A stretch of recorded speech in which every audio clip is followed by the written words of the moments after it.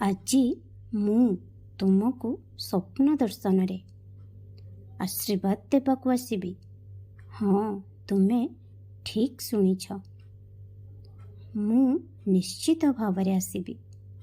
ତୁମେ ମୋର ପ୍ରିୟ ସନ୍ତାନମାନଙ୍କ ମଧ୍ୟରୁ ଜଣେ।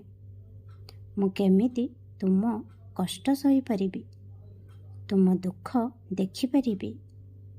ତେଣୁ ଯେତେ ସମୟ ଅତିବାହିତ ହେଉନା କାହିଁକି, ତୁମକୁ ଯେତେ କଠିନ ଲାଗୁନା କାହିଁକି, କିନ୍ତୁ ତୁମର ହିଁ ଗୁରୁ ବର୍ତ୍ତମାନ ତୁମର ଏକ ଅଧା ରହିଯାଇଥିବା ଇଚ୍ଛା ପୂରଣ କରିବାକୁ ଯାଉଛି, ଯାହା ପାଇଁ ତୁମେ ବହୁତ ପ୍ରାର୍ଥନା କରିଛ।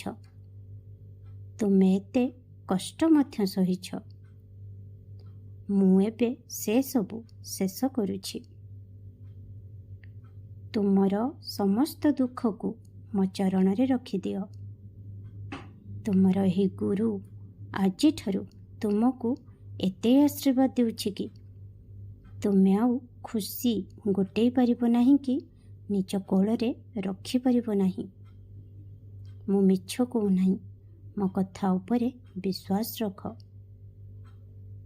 ମୋର ଉକ୍ତିକୁ ବ୍ୟବହାର କର।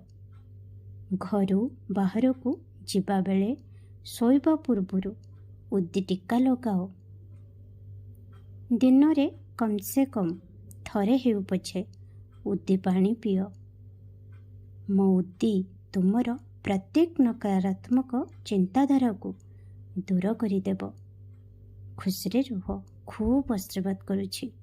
ତୁମ ଦୁଃଖ ମୁଁ ସବୁ ହରି ନେଉଛି। ଓମ୍ ସାଇ ରାମ, ଜୟ ସାଇ ରାମ।